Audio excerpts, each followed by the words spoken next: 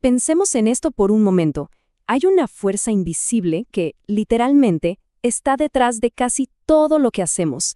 Es la que permite que se encienda la luz, que mandemos un mensaje al otro lado del planeta en segundos, que el motor de un coche arranque. Esa fuerza es el electromagnetismo. Y la historia de cómo llegamos a entenderla es, sin duda, una de las aventuras científicas más fascinantes que existen. Para arrancar, vamos con una pregunta. ¿Qué tienen en común? Un rayo en plena tormenta, la luz que sale de la pantalla de un celular y un simple imán pegado en la heladera. A primera vista, nada, ¿verdad? Parecen cosas totalmente distintas. Pues la respuesta es que todos son manifestaciones de una misma y única fuerza. Y descubrir esto cambió para siempre nuestra forma de ver el mundo. Y es que durante la mayor parte de la historia de la humanidad, la respuesta no era una, sino dos.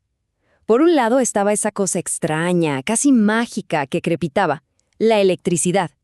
Y por el otro, el silencioso pero persistente poder de los imanes, el magnetismo. Se los veía como dos fenómenos separados, sin mucho que ver el uno con el otro. Pero entonces, ¿de qué hablamos cuando hablamos de esta fuerza unificada? Bueno, si nos ponemos formales, el electromagnetismo es una de las 4 fuerzas fundamentales de la naturaleza. Es básicamente lo que pasa cuando partículas con carga eléctrica interactúan entre sí. Pero más allá de los rayos y los imanes, esta fuerza es la responsable de mantener unidos a los átomos y las moléculas. O sea, es el pegamento que mantiene unido casi todo el universo material que conocemos. Para entender cómo llegamos a juntar estas dos ideas, tenemos que hacer un pequeño viaje en el tiempo. Vámonos a una época en la que la electricidad y el magnetismo no eran más que curiosidades, casi trucos de magia, y por supuesto, totalmente independientes. Fíjense qué interesante esto. Teníamos dos caminos que no se cruzaban. Por un lado, los antiguos griegos, por allá del 600 a.C., se dieron cuenta de que si frotaban un trozo de ámbar, electrón en griego, de repente podía traer cositas livianas como paja. Y por otro lado, muy lejos de ahí, civilizaciones como la China o la Maya ya jugaban con la magnetita, esa piedra imán que atraía el hierro como por arte de magia. Eran dos misterios, con dos orígenes y dos historias que corrían en paralelo. Pero, de vez en cuando, la propia naturaleza nos dejaba pistas. Como en toda buena historia de misterio, había pequeños indicios. En 1735, por ejemplo, un tal Dr. Cookson contó algo muy curioso.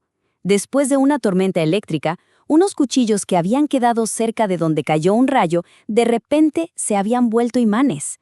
Era una pista increíble, un susurro de que estas dos fuerzas quizá sí tenían algo que ver. Pero la verdad, la ciencia de la época todavía no estaba lista para escucharlo. Y ahora, ¡pum!, saltamos al siglo XIX. Aquí es cuando la cosa se pone buena de verdad. Esta fue la época en la que las piezas del rompecabezas finalmente empezaron a encajar. Los científicos pasaron de la simple curiosidad a la experimentación seria y rigurosa. Y de repente, todo explotó. La mecha se encendió en 1820, con un descubrimiento casi de casualidad de Hans Christian Ørsted. A partir de ahí, fue un efecto dominó. En cuestión de décadas, mentes brillantes como Ampère y Faraday empezaron a tirar del hilo, encontrando una conexión tras otra. Fue una época de una velocidad vertiginosa. Imaginen la escena. Ørsted está dando una clase y, casi sin querer, se da cuenta de que cada vez que hace pasar una corriente eléctrica por un cable, la aguja de una brújula que estaba cerca se movía.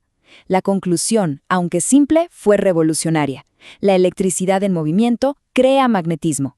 Esta fue la prueba definitiva, la pistola humeante que demostraba que estas dos fuerzas eran en realidad dos caras de la misma moneda. Bien, entonces ya teníamos dos experimentos. Sabíamos que una fuerza podía generar la otra. Pero faltaba alguien que uniera todas las piezas, que escribiera la teoría definitiva que lo explicara todo.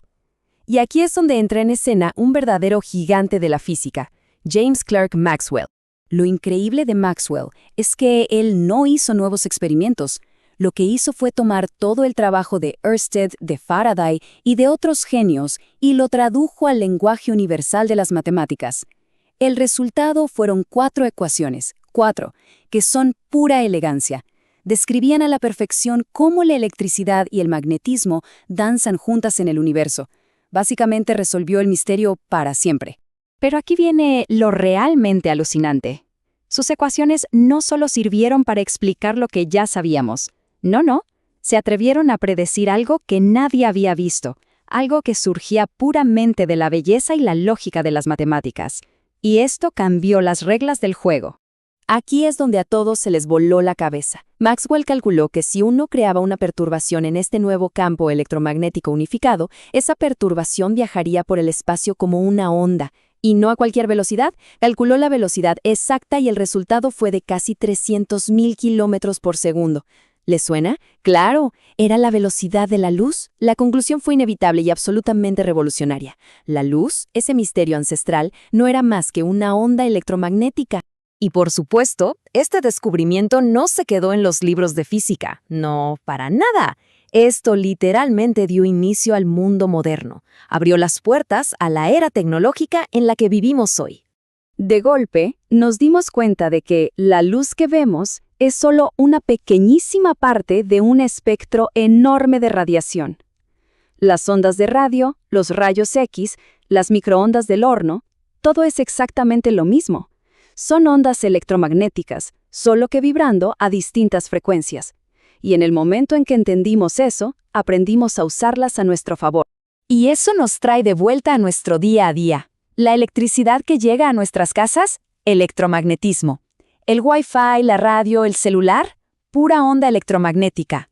Los motores, las computadoras, hasta los aparatos de rayos X en los hospitales, todo, absolutamente todo, es una aplicación directa de haber resuelto aquel antiguo misterio. Y así cerramos el círculo. Miren qué increíble el viaje. Pasamos de los antiguos griegos frotando una piedrita de ámbar a entender una de las fuerzas más fundamentales de la naturaleza. Una fuerza que hoy impulsa a toda nuestra civilización.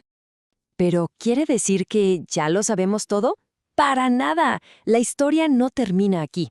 Por ejemplo, las teorías predicen que deberían existir los monopolos magnéticos. Pensemos en un imán. Por más que lo partamos a la mitad, siempre nos quedamos con un polo norte y un polo sur. Bueno, un monopolo sería encontrar un norte solito o un sur solito. Llevamos décadas buscándolos y nada, nunca hemos visto uno. ¿Quién sabe? Quizás el próximo gran salto en nuestra comprensión del universo esté escondido justo ahí, esperando a que alguien lo encuentre.